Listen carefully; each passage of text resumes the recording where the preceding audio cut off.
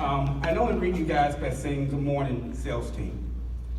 But this morning, I say good morning, family. Because when you're a family, when one person grieves, we all grieve. And this morning, I know we have some heavy hearts. Mine is one of them. There are certain events in life that you just don't forget where you were when it happened. I never forget my wife came down, running downstairs saying, my water broke, it's time to go to the hospital. Ronald Reagan was shot, I know where it was. The Challenger disaster, 9/11. And of course, when I was speaking to Jimmy on the phone with April and Kevin, Jimmy didn't know I knew. He was just calling me to tell me that he wanted me to move up the presentation. So see, I was even supposed to be here today talking to you guys. But he asked me, and of course I said, sure, I would do it.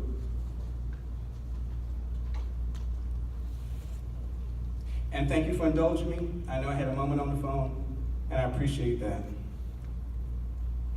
A lot of you probably don't know, but I've known Kevin for a few years. We met a while by networking, became good friends. Didn't quite have the bromance that Greg and Chris have, but I was honored to call him my friend. He was a car guy.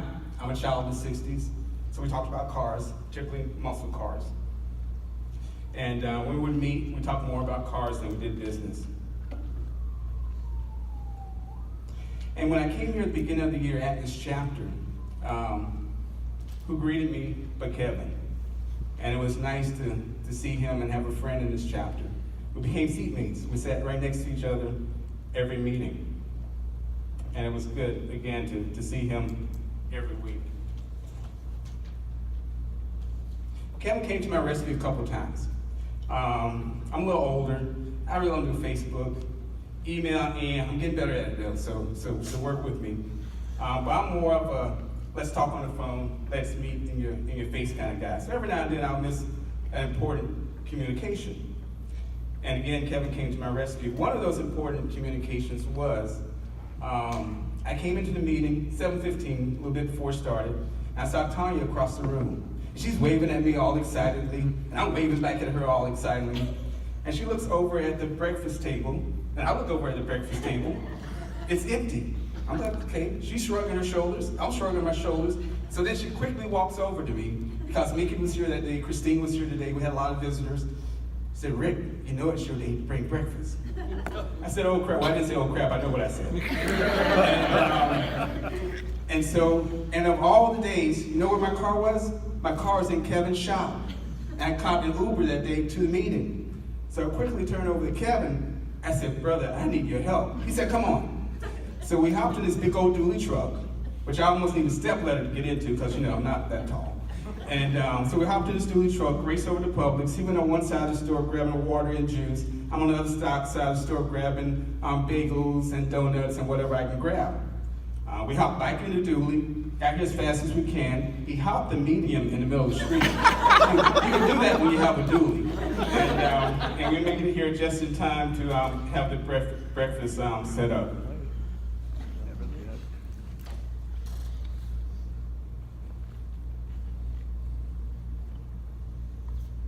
The other time he helped me was I was out the day before, the meeting before, and we had the card swap that next meeting. So again, I walked in, this email, and I'm sitting next to Kevin. He said, are you ready? I'm like, ready for what? He said, you're doing me today. I'm like, what you mean I'm doing you today? You're going to do my infomercial. I said, oh crap. Well, I'm sure I didn't say oh crap. But, so I scribbled something down real quick, and I know it word for word from this day, but I know I ended with his catchphrase, bring your car by the shop so we can keep your heat on the street.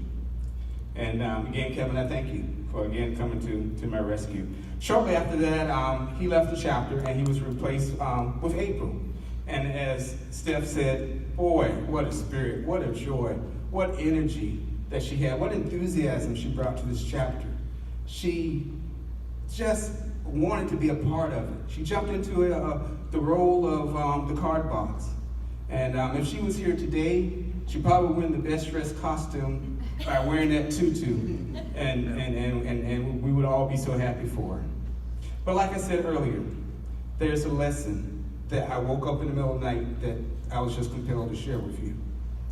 The very last post on Kevin's and April's Facebook page before they received their heavenly wings was a picture of that heap that he put back on the street. And the lesson for me, or the reminder for me, is that I'm sure that wasn't easy. It probably took months, maybe a year, I don't know. I have trouble playing with Legos with my 5-year-old grandson, so I'm sure it wasn't easy.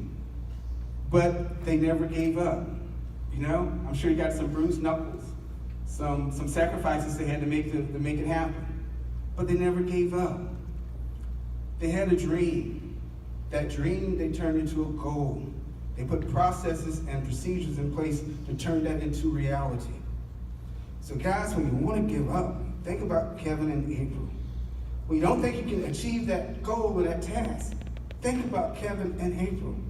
When you're ready to surrender, think about Kevin and April. That's what they would want us to do. Because again, they did not give up. And they were able to put that heap on the street. Rest in peace.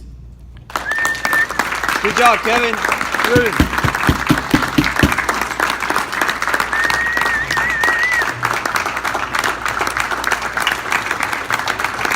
Good job, Rick.